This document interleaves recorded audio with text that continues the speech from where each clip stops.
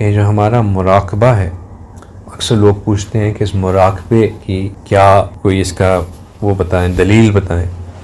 دلائل تو اس کے بہت ہیں، لیکن اس کو ایک اور چیز اگر آپ لوگ یہ بات اپنے ذہن میں بٹھا لیں تو اس کی اہمیت بہت زیادہ سامنے آ جاتی ہے کہ جب بچہ قرآن کی تلاوت کرنا شروع کرتا ہے تو وہ کس سے شروع کرتا ہے؟ قاعدہ سے سکھایا جاتا ہے، اس کو قاعدہ سکھایا جاتا ہے تاکہ اس کو الفاظ کی پہچان ہو جائے۔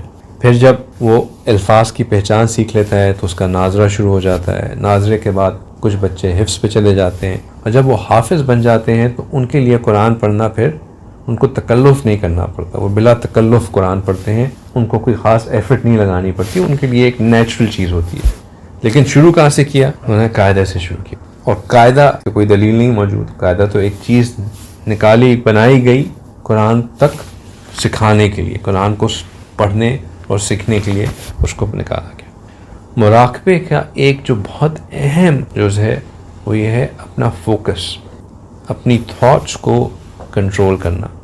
مراقبے میں جو ہم ایکسرسائز کر رہے ہوتے ہیں، یہ کر رہے ہوتے ہیں کہ اپنا فوکس رکھیں اپنے دل کے اوپر، اور اپنے ذہن کو خالی رکھیں اپنے خیالات سے، سوچوں سے۔ تو یہ جو فوکس کرنے کی ایکسرسائز ہے، یہ ایکسرسائز ایونچولی اس کے رزلٹس آنا شروع ہوتے ہیں نماز میں، کہ نماز کے اندر پہ ہماری خیالات ادھر ادھر ڈیویٹ نہیں کرتے۔ اور جس نے مراقبہ کیا ہے اس نے آگے جا کے ہمیشہ یہی دیکھا ہے کہ اس کی نماز میں زمین آسمان کا فرق آ گیا۔ بلکہ آگے جا کے ہمارا ایک سبق ہے جس کا ہے ہی حقیقت نماز، اس کا سبق کا نام ہی حقیقت نماز ہے، اور وہ یہی ہے کہ اس سبق پہ جا کے پھر انسان کو نماز کی حقیقت، نماز کی اصل حاصل ہوتی ہے۔ جو حضرات اس وقت مراقبے کے ابتدائی اسباق میں ہیں، یہ پہلا قدم ہے ایونچولی اپنی نماز کے اندر خشوع اور خضوع لے کے آنے کے لیے۔ اللہ سبحانہ تعالیٰ کہتے ہیں قد افلح المؤمنون، کہ فلاح پا گئے وہ مومن، الذین هم فی صلاتہم خاشعون، جن کی نماز کے اندر خشوع ہوتا ہے۔ اور نماز کے اندر خشوع یہی ہے کہ جب وہ نماز اللہ اکبر کر لیں تو اس کے بعد کوئی ایسی چیز نہ ہو جس سے ان کا نماز کا دھیان بٹے۔ اچھا، یہ تو بات میں نے جو ابھی بات کی کہ یہ آپ کی مائنڈ کے پرسپیکٹیو سے تھا، لیکن نماز میں ایک اور چیز بھی ہے جیسے خشوع اور خضوع۔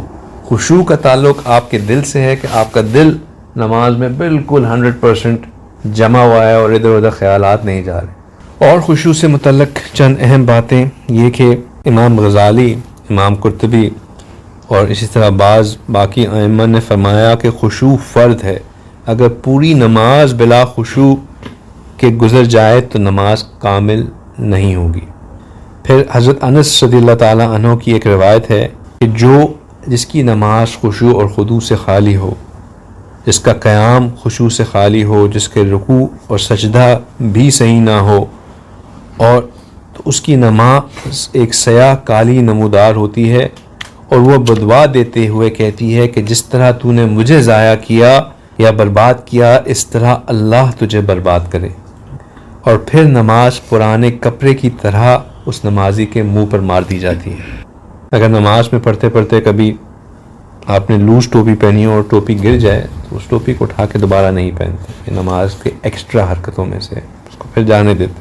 حضرت ام سلمہ رضی اللہ تعالی عنہا سے روایت ہے کہ آپ صلی اللہ علیہ وسلم نے فرمایا کہ جب تم نماز پڑھو تو گویا آخری نماز سمجھ کر پڑھو، اس شخص کی طرح جیسے گمان ہو کہ اب اس کے بعد نماز کا موقع نہیں ملے گا۔ ایک اور حدیث مبارکہ میں آتا ہے کہ نماز اس طرح پڑھو گویا آخری نماز ہے اور تم اللہ تعالیٰ کو دیکھ رہے ہو، بس اگر تم اس کو نہیں دیکھ رہے ہو تو وہ تمہیں دیکھ رہا ہے۔ صحابہ اکرام کی نمازوں کے بارے میں ایسے واقعات اکثر آتے ہیں کہ آپ ایسے نماز پڑھا کرتے تھے کہ ان کو تیر بھی آ کے لگتے تھے تو ان کو احساس نہیں ہوتا تھا۔